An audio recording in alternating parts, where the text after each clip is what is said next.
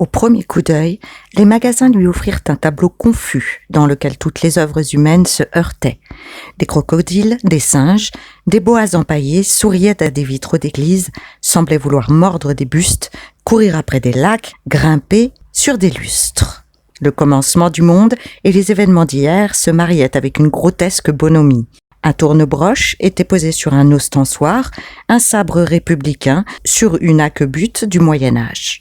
Les instruments de mort, poignards, pistolets curieux, armes à secret étaient jetés pêle-mêle avec des instruments de vie, soupières en porcelaine, assiettes de Saxe, tasses orientales venues de Chine, drageoirs féodaux.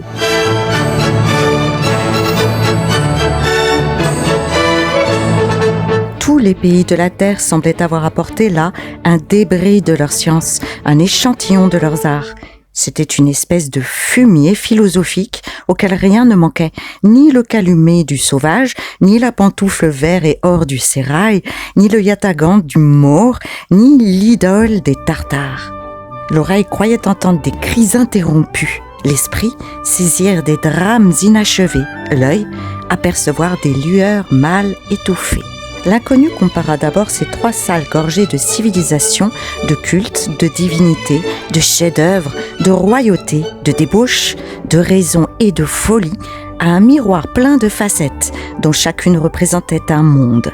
La vue de tant d'existences, nationales ou individuelles, attestées par des gages humains qui leur survivaient, acheva d'engourdir les sens du jeune homme. Le désir qu'il avait poussé dans le magasin fut exaucé. Il sortit de la vie réelle, monta par degrés vers un monde idéal et tomba dans une indéfinissable extase. Quand il entra dans les nouveaux magasins, le jour commençait à pâlir, mais la lumière semblait inutile aux richesses resplendissantes d'or et d'argent qui s'y trouvaient entassées. C'était le bazar des folies humaines. Une écritoire payée jadis 100 000 francs et rachetée pour 100 sous gisait auprès d'une serrure à secret dont le prix de fabrication aurait suffi à la rançon d'un roi. « Il y a des millions ici !» s'écria le jeune homme en arrivant à la pièce qui terminait une immense enfilade d'appartements dorés et sculptés par des artistes du siècle dernier.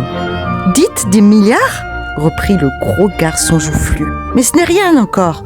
Montez au 3e étage et vous verrez. » L'inconnu, suivant son conducteur, parvint à une 4e galerie où successivement passèrent devant ses yeux fatigués plusieurs tableaux de Poussin, une sublime statue de Michel-Ange, quelques ravissants paysages de Claude Lorrain, un Gérardot qui ressemblait à une page de Sterne, et des Rembrandt, des Murillo, sombres et colorés comme un poème de Lord Byron.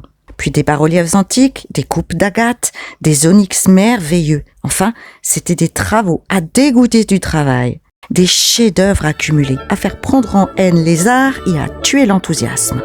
Il arriva devant une Vierge de Raphaël, mais il était lassé de Raphaël.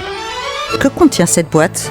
demanda-t-il en arrivant à un grand cabinet, et il montra du doigt une grande caisse carrée, construite en acajou, suspendue à un clou par une chaîne d'argent.